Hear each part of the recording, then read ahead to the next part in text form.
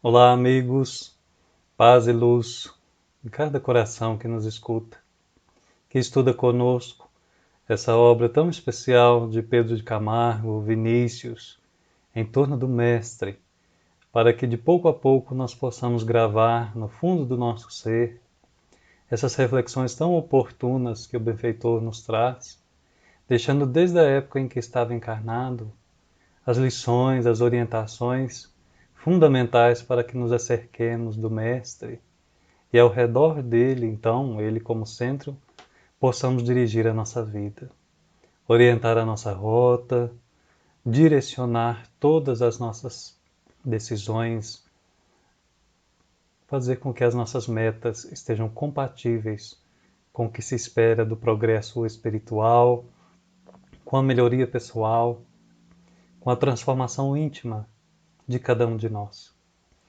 Que Jesus nos abençoe e nos proteja sempre. O tema do capítulo de hoje que nós vamos estudar é como que uma ordem evangélica, para que possamos todos mudarmos, enfim, a nossa maneira de visualizar o mundo e visualizar a vida do outro, especialmente quando o outro falha. Por isso, o título do capítulo é Não Julgueis. Vinícius, nessa parte da obra, vai estudar conosco a respeito do ato do julgamento, da cena, do momento em que se levanta um tribunal, do qual inconscientemente, automaticamente temos feito parte, temos talvez adotado a principal cadeira ao longo dos séculos e produzido sentenças sem defesa, sem discussão, sem reflexão a respeito daquilo que se passa na vida dos outros, na vida do próximo. E muitas vezes, além da emissão dessa sentença, da produção daquilo que é considerado como condenação, nós mesmos partimos para a execução da pena, funcionando como carrascos, funcionando como aqueles que executam aquilo que foi decidido pelas vias da justiça. Eis que então raia um dia a luz na nossa consciência e paramos para perguntar: será isso justiça? Não julgueis, o julgar está associado à justiça. Será isso justiça? Será que compete a nós mesmos comportarmos-nos desta maneira? E, então, como é impossível fazer o retorno numa virada drástica, nós de pouco a pouco vamos fazendo a volta à nossa essência e a percepção do que devemos ou que não devemos até mesmo opinar, deixando a cada um o seu livre-arbítrio, o seu direito de agir, a sua forma de pensar, como a nós mesmos, a nós todos temos esse direito e não gostamos que esse direito nosso seja nós cerceado, seja retirado ou mesmo diminuído. Logo, muitas vezes o julgar está associado a uma falta de proporção e de entendimento na aplicação das leis divinas na nossa vida, especialmente enquanto coletividade que nós formamos, como sociedade que nós somos. Vamos ver ao longo do capítulo que o julgamento, ele por nós é pernicioso. Ele não produz a melhoria da criatura. Por vezes é somente o mal sendo exteriorizado a partir dos corações nossos, que naquele momento não estão conectados com o Cristo e com as suas palavras, e daí realmente não poderá partir algo que esteja comungando com a lei de amor, com a lei de justiça, com a lei de caridade. Não julgueis, diz Vinícius.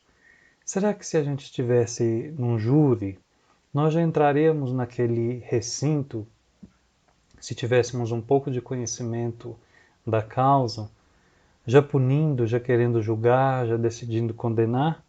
Ou nós tentaríamos compreender à medida que as falas se desenrolassem, que as testemunhas se apresentassem, acusação e defesa?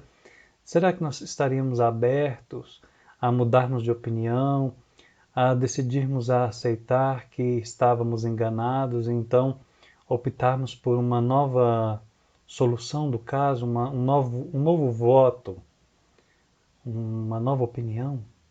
Será? Muitas vezes, no ato de julgamento, nós somos rígidos, somos muito severos, e essa severidade, essa rigidez, ela chega até a beirar a crueldade, porque ela vem um impulso indiscutível, que não quer discutir, que não quer mudar de ideia, que não quer optar por outros caminhos. Isso faz com que aquela mente tolhida não abra para novas pistas, novas provas, novas informações. O que faz com que aquela decisão diga mais da pessoa que está julgando do que da pessoa que está sendo julgada. Então, o que ela na verdade quer é talvez punir, porque punindo o outro, ela pune a si mesma, porém sem sofrer. Se ela reconhece no outro uma falha, é porque possivelmente ela tem um parâmetro, e esse parâmetro existe dentro dela mesma, senão não haveria esta associação. No entanto, quanto muitas vezes nós reconhecemos os nossos pontos falhos, nós não aceitamos os pontos de correção. Então, obviamente, fica muito fácil corrigir o que há em mim no outro, e não em mim mesmo. E assim a humanidade vai terceirizando a responsabilidade, postergando a oportunidade de se redimir. Redenção, salvação, palavras essas que Vinícius tem apontado para nós ao longo de vários textos, estão intrinsecamente ligadas ao conceito espírita, ao conceito espiritual, ao conceito evangélico de educação, que até então nós já temos percebido que é muitíssimo mais amplo do que a educação instrucional, ou instrução de banco de escola, e que, naturalmente, está associada à autoanálise, ao autodomínio, à autoeducação, ao desenvolvimento das nossas potências, a conquista de virtudes e a eliminação gradual dos vícios que têm nos perseguido até aqui. Então, quantos crimes também podemos dizer que surgem em lares desestruturados, de uma desestruturação proveniente da falta de educação? Criaturas que, por incrível que pareça, às vezes são muito bem ricas do ponto de vista do intelecto, frequentam excelentes escolas, escolas de mensalidades caras, com os melhores professores, a lhes educarem nas matérias da vida, nas gerais, na matemática, no português, nas específicas, na química. Aquela pessoa se torna muito bem desenvolvida na arte do cálculo, da álgebra, das ciências mais avançadas, da tecnologia, mas não tem educação. Pensa que foi educada. Não, ela só foi instruída. A educação mesmo, a educação moral, que faz dela uma legítima cidadã, respeitosa dos direitos dos demais, colaboradora para que o seu meio se melhore e se aperfeiçoe, isso ela não tem. Isso ela não tem. Porque a escola foi muito boa, mas o lar não tinha estrutura. E se faltava então essa estrutura no lar, essa estrutura familiar, da qual os que criaram essa criatura na primeira infância e até que ela pudesse andar pelas próprias pernas, digamos assim, naturalmente fez com que isso faltasse uma estrutura dentro de si mesma. Uma estrutura que fizesse ela considerar que o outro também tem sentimentos, o outro magoa, se machuca, fere-se moralmente, emocionalmente, e por isso mesmo exige de nós toda uma arte que nós chamamos de convivência. É preciso aprender a conviver para saber muito bem viver. Estamos então perguntando, já fazendo uma introdução à fala de Vinícius, formando pessoas ou punindo erros? Porque simplesmente cercear o direito de liberdade da pessoa, trancando-a a um local infecto, insalubre, da qual lhe falta a mínima dignidade, isso não a corrigirá. Isso não a tornará uma pessoa que depois liberta não venha mais a incorrer no mesmo erro, ou talvez em outros piores.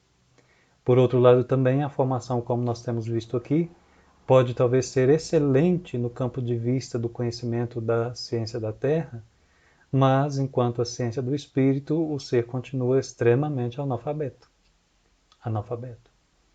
Começa-se pelo próprio ponto em que ele não se reconhece como espírito imortal, somente lidando com o corpo, que na visão dele começa no berço, começa na fecundação, viveu ali na barriga da mamãe, mas termina no túmulo. Então o materialismo ainda é uma grande chaga para as nossas reflexões a respeito da justiça, a respeito do direito, e por isso mesmo, como diz Vinícius, do não julgueis. Como sempre, ele estuda conosco um ângulo, uma etapa, uma parte, enfim, da justiça, que, como nós já dissemos no início, é o ato de julgar, é como nós chamamos o julgamento. Ele vai dizer assim então, para que em seguida nós possamos fazer de entremeio alguns acréscimos com falas do Evangelho, da própria doutrina em suas obras básicas e algumas reflexões pontuais que nós gostaríamos de colaborar. Acaba, diz Vinícius, de vir às nossas mãos um bem lançado artigo a propósito da sentença que ora nos serve de epígrafe. Qual? Não julgueis. Alega-se no aludido artigo que os espíritas, quando no conselho de sentença, costumam absolver sistematicamente os réus. Será? Será que é costume do espírita absolver sistematicamente os réus? Talvez você que nos escuta nunca tenha sentado no banco do júri, ali na hora da verificação do ato cometido por aquela criatura. Mas mesmo assim, isso não te exime, não nos exime de julgar. Julgar é um ato tão automático da criatura humana quanto o próprio respirar. Veja bem, quando você, quando eu, quando nós estamos ali olhando a rede social e passando o feed, pensamos muitas vezes que nós estamos olhando e passando para o próximo, olhando e passando para o próximo. Num rolar de tela infinito que faz com que a gente se perca no passar das horas. No entanto, naquele microsegundo entre uma tela e outra, entre o passar de dedo de uma imagem a outra, acontece um fenômeno imperceptível se nós não temos consciência. Ali acontece um julgamento. Então nós precisamos acrescentar que ao olhar aquela imagem, especialmente nas redes sociais, o ser olha, julga e passa. Olha, julga e passa. Por isso, algumas coisas ele considera bonito, outras coisas ele considera feio, algumas ele se demora e olha novamente, fica mais tempo apreciando, outros ele passa rapidamente. Vai depender de como cada criatura percebe aquilo que está chegando pela sua tela, pela tela do seu aparelho, ao seu olhar, à sua sensibilidade. Então, veja, amigo, veja, amiga, o julgar, ele é rápido, ele é fugaz, ele é tão comum e está tão impregnado em nós que passa-se imperceptível. A ponto que, nessa altura, nós podemos dizer que uma pessoa que passa horas e horas na rede social, ela não passa só simplesmente rolando tela e vendo. Ela passa julgando. E quando ela termina aquele ponto, achando que se distraiu e passou um tempo, na verdade ela está cansada, ela está fadigada de tanto analisar. Ou melhor, de tanto julgar. Alega-se, diz Vinícius, no aludido artigo que os espíritas, quando no conselho, como nós dissemos, de sentença, costumam absolver sistematicamente os réus. Ignoramos se realmente tem sido essa a norma de conduta dos espíritas no júri. Quanto a nós, declaramos que todas as vezes que servimos como juiz de fato, absolvemos, e disso não estamos arrependidos. Por isso que entendemos em consciência que tais réus deviam ser absolvidos.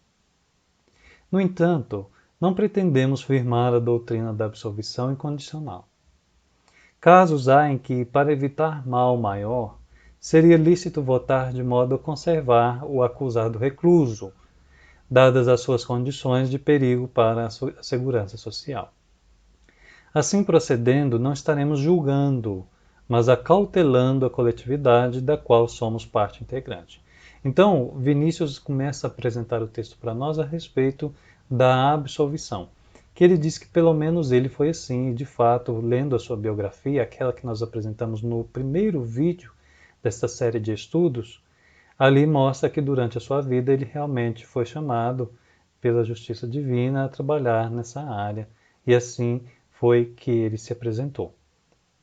Dizer dos outros nós não podemos, porque dificilmente nós temos começado a aprender a dizer de nós mesmos. Mas o que ele quer dizer é que a absolvição em geral também é loucura, não serve, porque muitas vezes é de alta periculosidade a pessoa e ela então precisa ser contida, pois que fora de si, totalmente fora de si em relação ao mal que ela produz, inconsciente em relação ao quanto ela tem produzido de mal em torno de si na sociedade, é melhor realmente que ela fique restringida no ir e vir, até que então possa, se for possível, administrar melhor a sua conduta perante o meio social.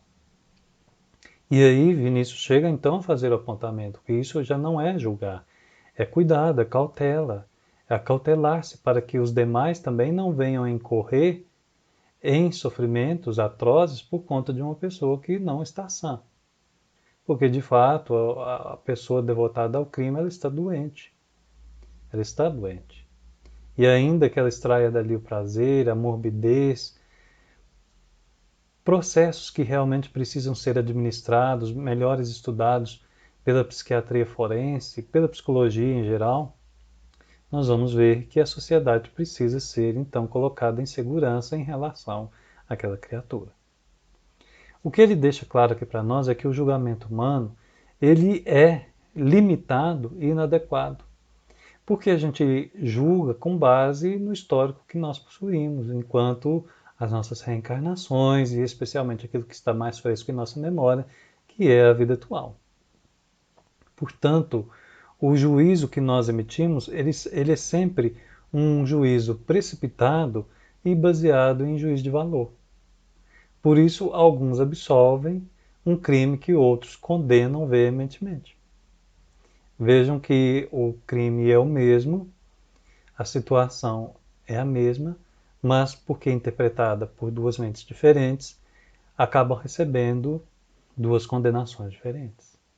Então, onde nós vamos chegar com isso? Onde nós queremos chegar? Talvez nos ajude a entender melhor que ninguém de fato tem autoridade moral para julgar o outro. Esse serviço vai ficar sempre realmente a cargo da consciência. Mais cedo ou mais tarde é ela quem diz o veredito final. E isso fica muito claro quando nós estudamos o céu e o inferno, ou a justiça divina segundo o Espiritismo, que é aquela obra magnífica que veio a lume em 1865, a partir de Allan Kardec. E que, acima de tudo, se o réu é falho, o juiz também é falho. Somos todos réus perante a nossa consciência. Logo, o não julgueis, ele fica mais amplificado ainda quando meditamos, no sentido de que ele é uma convocação para nós à humildade moral, à humildade. Porque talvez no momento em que nós ainda não estamos plenos em consciência, nós estamos condenando no outro aquilo que nós mesmos fazemos. A diferença é que o outro faz às claras, e nós talvez fazemos sem o outro perceber. Tudo isso, então, precisa ser verificado. É claro que nós estamos falando aqui em questão de hipótese, sem levantar fatos da vida de ninguém. Mas precisamos considerar que o próprio Evangelho nos traz essa dificuldade nessa reflexão, quando Jesus apresenta para os apóstolos a respeito, os discípulos ali reunidos, sobre escândalo e perdão, no Evangelho de Lucas, do qual o texto se desdobra falando a respeito de fé e termina como um apontamento que somos servos inúteis, de tal maneira que quando encerrado o nosso trabalho não fizemos mais que a nossa obrigação. Mas quando apresentado para aqueles homens a respeito do escândalo e a respeito do perdão, eles disseram como que Senhor, dá-nos mais fé, porque a nossa é fraca. Nós não temos ainda cabedal suficiente para trabalharmos essas lições na prática. e então vermos nossos irmãos e irmãs da maneira como o Senhor nos coloca.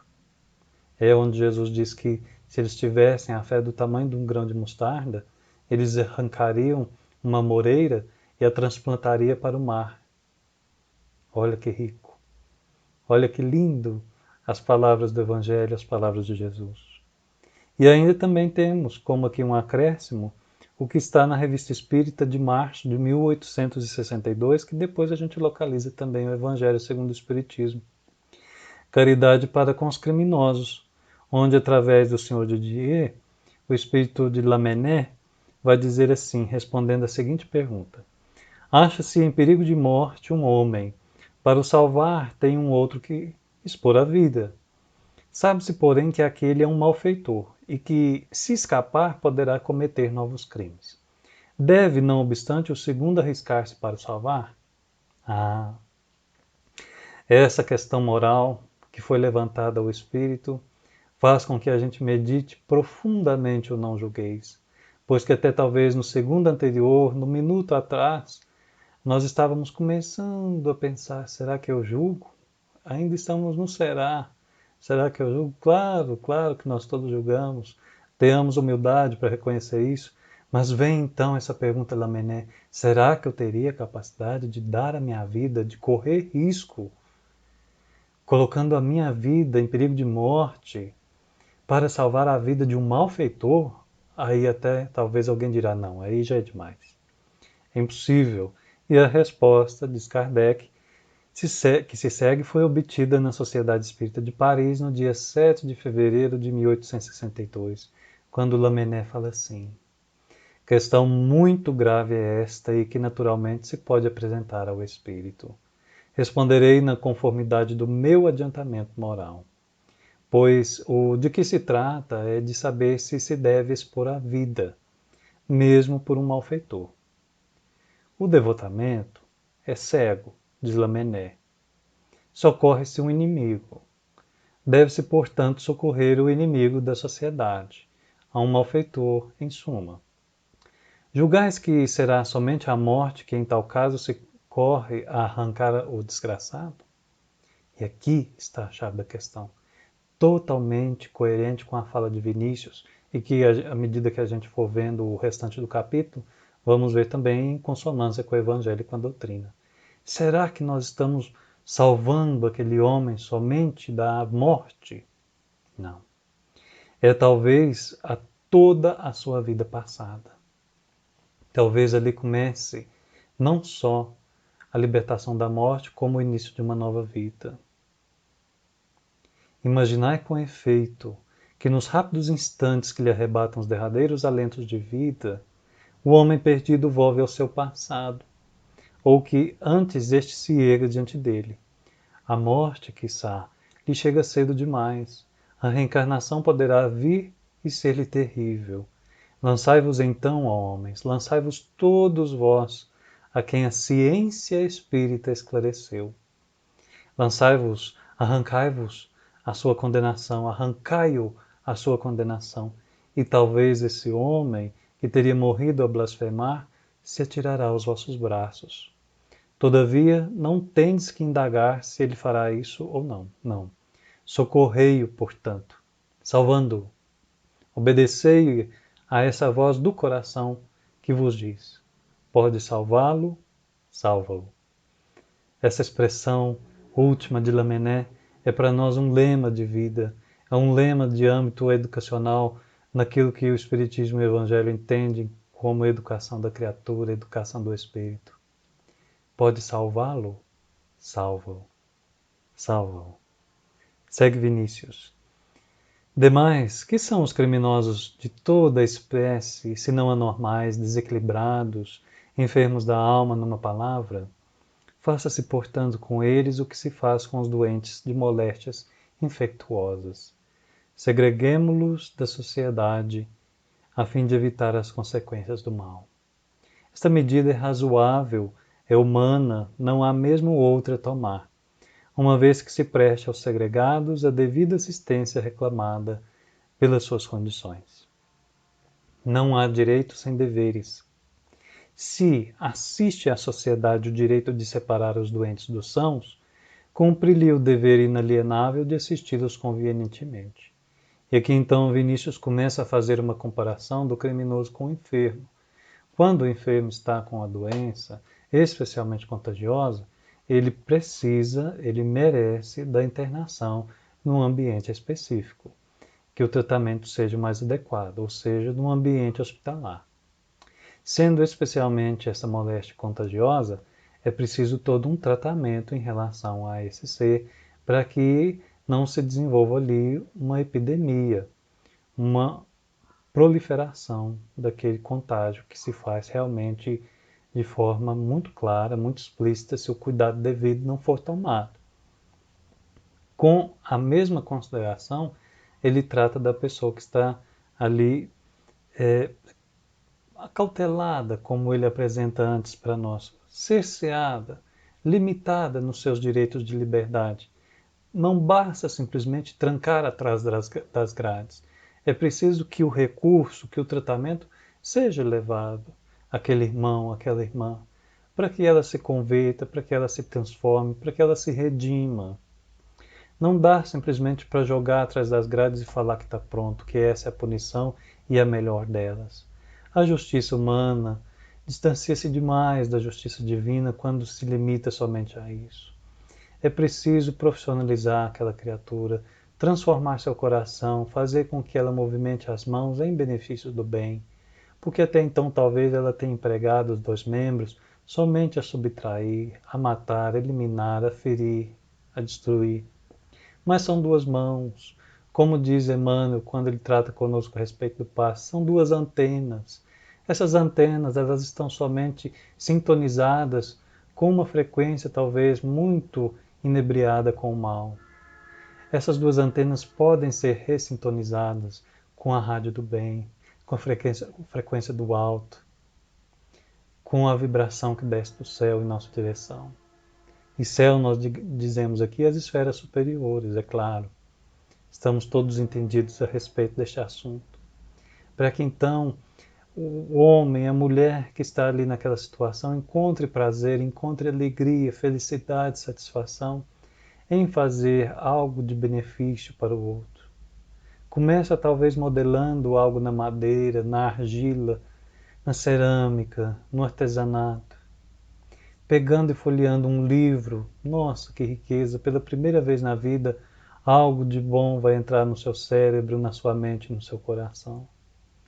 E logo, logo, aquelas mãos que matavam, que roubavam, que golpeavam, que tinham a capacidade de fazer inúmeros males, dos quais são catalogados, e tantos outros que ainda sequer nós nomeamos, essas mãos, enfim, começam a saudar o outro, pegando na mão e cumprimentando, a abraçar, a acariciar. Então nós veremos aquele ser e diremos, realmente ele está irreconhecível. Se ele está irreconhecível e a transformação foi para melhor, a conversão está acontecendo. Que bênção! Tudo é possível àquele que crê, dizia Jesus na Boa Nova. Não é o criminoso que se deve combater, é o crime em suas várias formas, diz Vinícius. A medicina não combate o enfermo, mas a enfermidade, suas causas e origens. Enquanto a questão não for encarada sob este prisma, o crime continuará a proliferar, perturbando a ordem e a paz da sociedade. Isso é tão lógico e às vezes passa tão despercebido pelas nossas meditações. Você tem uma pessoa com Covid. A pessoa ali está sendo tratada da Covid. Ela foi tratada. Ela não está mais com a Covid. Isso não significa que outras pessoas apresentem a mesma problemática, os mesmos sintomas, a transmissão do mesmo vírus. Isso se dá com o crime, com o criminoso. Um é salvo, é liberto, entende-se e não repete mais os momentos tristes do seu passado, debitoso. No entanto, outros farão, do mesmo modo ou talvez pior. O que indica que a gente precisa trabalhar além da pessoa, aquilo que faz a pessoa cair nas raias do mal, e da treva. Julgar, diz Vinícius, quem somos nós para julgar? Nossos irmãos. Se todos somos réus no tribunal de nossas consciências, fazê-lo em nome da sociedade, pois é a sociedade mesma, tal como está constituída, a responsável por grande número de crimes que em seu seio se cometem. As piores doenças são fruto do ambiente. Quando o meio é miasmático e deletério, as enfermidades se alastram, tornando-se endêmicas. Tal é a nossa sociedade. A recrudescência do crime é efeito da materialidade e da hipocrisia reinantes no século. Era no século de Vinícius, continua talvez até mais no nosso. E aqui então a gente lembra uma palavra, uma frase de uma grande escritora norte-americana, Maya Angelou, que disse certa vez assim, olha que sabedoria, o ódio tem sido a causa de vários problemas neste mundo, mas ele não resolveu nenhum. Nunca.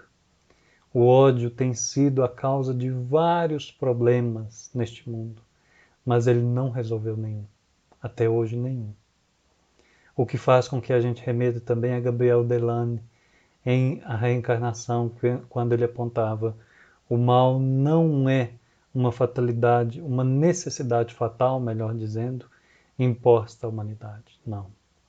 O mal não é uma necessidade fatal imposta a nós seres humanos. É realmente um caminho que por vezes o espírito opta e mais cedo ou mais tarde ele vê que realmente foi um caminho muito feliz que ele adotou.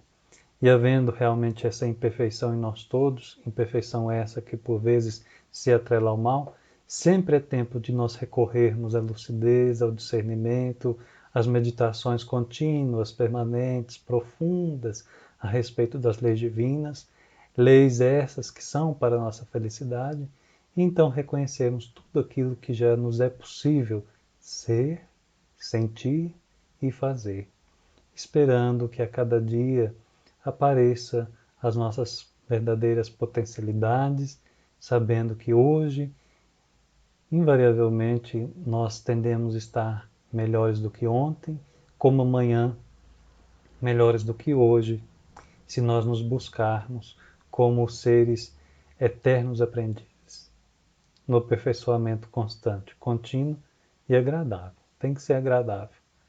A disciplina é algo agradável. Enquanto nós não a vemos assim, nós ainda significa que não entendemos o que é disciplina. Quando o meio é miasmático e deletério, então as enfermidades se alastram, diz Vinícius, tornando-se endêmicas. Tal é a nossa sociedade. E ele vai falando, a higiene social seria o melhor antídoto contra o vício e o crime. A higiene social seria o melhor antídoto contra o vício e o crime. Então, fica aqui muito claro nessa altura que Vinícius está dizendo que a sociedade é corresponsável pela existência do crime. Por quê? Porque ela ainda não sabe trabalhar muito bem a regeneração da criatura. Ela limita-se somente a restringir a liberdade, a puni-la para que surja talvez, em alguns, não em todos, culpa, sofrimento, que também nada leva ao progresso só por si. Esses ambientes sociais corrompidos, materialistas e hipócritas, que são muito comuns na face da Terra, acabam então mais favorecendo o surgimento da criminalidade do que erradicando o mal que a gente tanto fala que existe no mundo e, no entanto, talvez somos aqueles que não colaboram para que este mal também seja trabalhado ao ponto de neutralizado e, enfim, erradicado, pelo menos do ambiente em que nós nos encontramos. Ou seja, o crime acaba sendo um produto do meio no qual o ser habita. Vamos lembrar os versículos 1 a 5 do capítulo 7 do Evangelho de Mateus, e nós vamos entendendo melhor qual é a nossa atribuição a respeito do não julgueis, onde está escrito assim: não julgueis para que não sejais julgados. Porque com o juízo com que julgardes, sereis julgados, e com a medida com que tiverdes medido, vos tornarão a medir. E por que reparas tu no argueiro que está no olho do teu irmão, e não vês a trave que está no teu olho? Ou como dirás a teu irmão, Deixa-me tirar o argueiro do teu olho e eis uma trave no teu olho. Hipócrita, tira primeiro a trave do teu olho e então verás claramente para tirar o argueiro do teu irmão. Isso se repete no Evangelho de Lucas, no capítulo 6, mas por hora nós seguimos com Vinícius, em que ele vai desdobrando o assunto apontando. O código pelo qual se regem as nações, ditas civilizadas, precisa ser reformado. Uma reforma é fundamental para que a Terra adentre no campo da regeneração, avance na transição planetária e encontre este novo patamar enquanto casa planetária que é. E nós entendemos que essa reforma ela tem que passar pelo conceito de educação. Não só, obviamente, no âmbito escolar, mas em toda parte, no fundo do ser, no fundo de cada um de nós, para que então, nova criatura, sejamos então dignos de uma nova terra.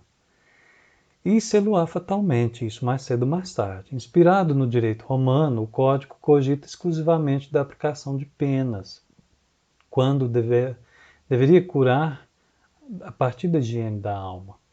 É natural que se condene ao trabalho o homem afeito à ociosidade, empregando-se processos adequados ao caso, ainda que não deixemos de reconhecer que a mesma inércia e apatia sejam a seu turno formas de desequilíbrio psíquico.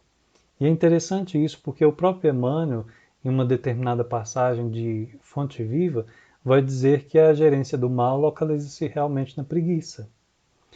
Lembram-se daquela fala da sabedoria popular que a mente vazia é a oficina do diabo? Então ali o ócio, a preguiça, o que é preguiça? É o repouso antes do trabalho. Então é indigno. E muitas vezes esse ócio acaba que a criatura cai nos desejos antigos, recalcitra ainda nos seus vícios e não percebe o quanto muitas vezes abre margem para ser influenciada por irmãos e irmãs que ainda estão infelizes no plano espiritual e buscando pelos campos da obsessão fazer outros também sofrerem como ele sofre. Talvez não percebam. O que significa para nós que, sendo a preguiça o ambiente, o habitat da gerência do mal, o trabalho também está atrelado ao processo de alforria, de libertação, de transformação, de regeneração daquele que cometeu o crime. O homem normal ama o trabalho, não pode permanecer inativo. Como a ociosidade, todos os demais vícios são, no fundo, falhas de caráter, distúrbios de ordem moral. Para corrigi-los, duas medidas se impõem: educação individual e saneamento do ambiente. Então, trancando um que cometeu um crime perante os códigos da Terra, com vários outros que cometeram outros crimes que estão bem ali, estão todos no mesmo ambiente, a coisa tende muito mais a piorar do que realmente a melhorar. Então, vemos que também neste ponto a Terra precisa de uma reforma para que as coisas, enfim, se deem de maneira lógica, clara, óbvia, porque talvez o óbvio não esteja sequer ele sendo executado. O sistema penal, portanto, na visão de Vinícius, baseado na punição, é ineficaz e prejudicial. Coerência dele com o que os sábios da Grécia Antiga diziam que eduquemos a criança e não será preciso então punir o adulto. Mas segue ele, cadeira elétrica, forca, guilhotina, não resolvem o problema em questão, como atestam as estatísticas de criminalidade dos países onde aquelas penas vigoram.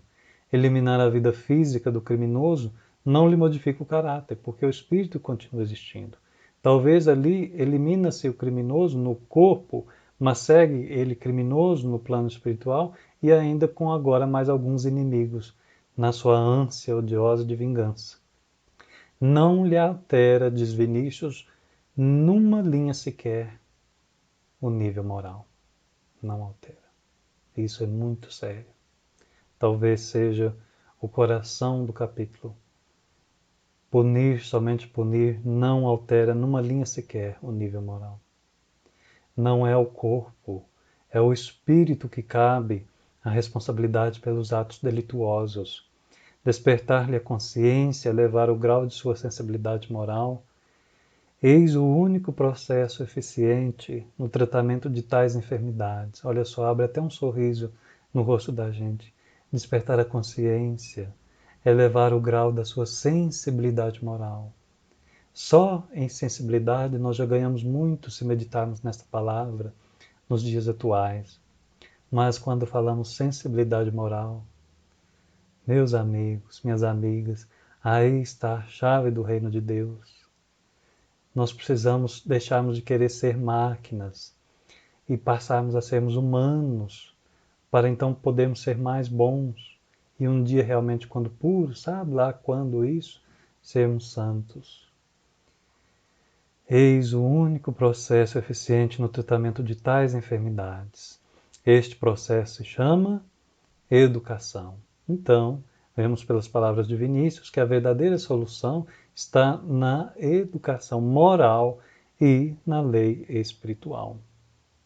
A sociedade, continua ele, viverá sempre às voltas com os delinquentes enquanto não cumprir o dever que lhe assiste de educá-los. Até aqui, a sociedade, baseando-se no parecer de criminólogos materialistas, invoca apenas o direito de punir. Por isso, porque ela pune e vai só punindo, ela também vai sendo punida.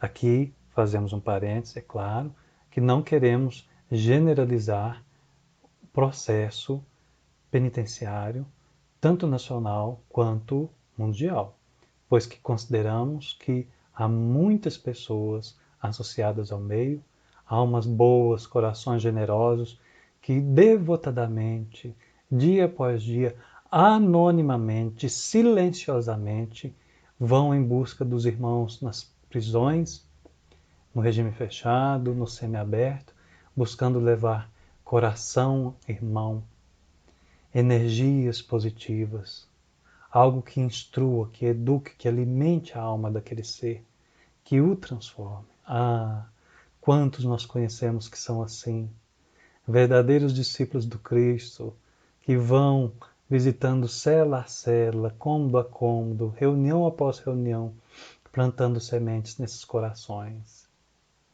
Faz-nos, inclusive, recordar aquele belíssimo livro, especialíssimo para nós, chamado A Esquina de Pedra, quando Wallace Leal mostra que aqueles cristãos de Sebastes também tinham essa belíssima maneira de praticar a caridade.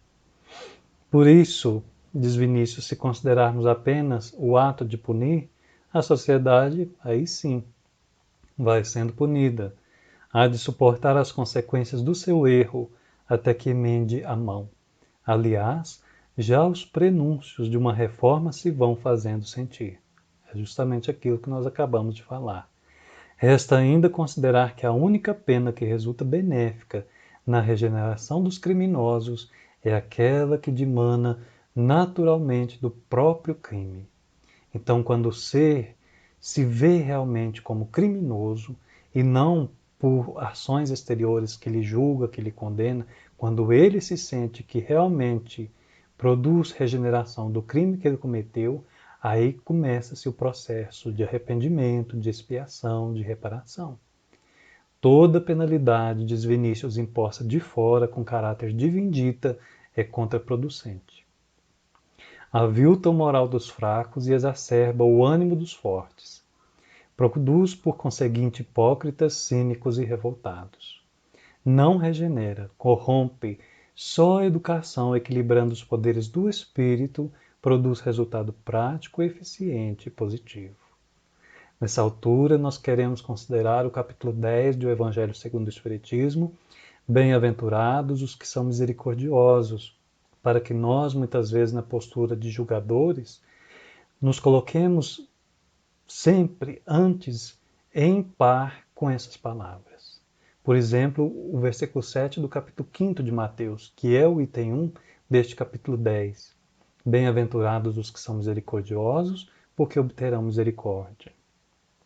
O item 2, quando ali está muito claro, perdoai para que Deus vos perdoe. E uma leitura demorada, meditada, inspirada no item 4, quando ali há um belíssimo texto a respeito da misericórdia. A misericórdia é o complemento da brandura, porquanto aquele que não for misericordioso não poderá ser brando e pacífico. Julgar sem misericórdia é ser cruel. Crueldade em nós ainda é ateste de que a maldade faz morada no nosso coração. O reino de Deus está onde? Dentro de nós. O código materialista, finaliza conosco então Vinícius, deve ceder lugar ao código espiritualista. Este não cogitará de julgar e menos ainda de aplicar esta ou aquela pena como castigo, mas tratará da educação moral, não dessa moral caricata, para uso externo, vazada em moldes ritualísticos, mas da moral do Evangelho, da boa nova do Cristo, da moral positiva, que se funda nas leis naturais que regem os destinos do Espírito. Lembrando, por exemplo, então, uma nova vida que apontava Paulo, apóstolo, Paulo de Tarso, no versículo 28, no capítulo 4 de sua carta aos Efésios. Aquele que furtava, não furte mais. Antes trabalhe, fazendo com as suas mãos o que é bom, para que tenha o que repartir com o que tiver necessidade. O Espiritismo, diz Vinícius, vem ensinar a humanidade a reger-se, não mais pelo Código Romano, mas pelo Código Divino, que reflete a indefectível justiça e a soberana vontade do céu. Querida amiga, querido amigo, que a justiça soberana, que a vontade dos céus se façam em nós, a partir do momento que permitirmos que o Espiritismo reja a nossa vida, como também da sociedade da qual nós fazemos parte. Que Jesus nos abençoe. Até o próximo.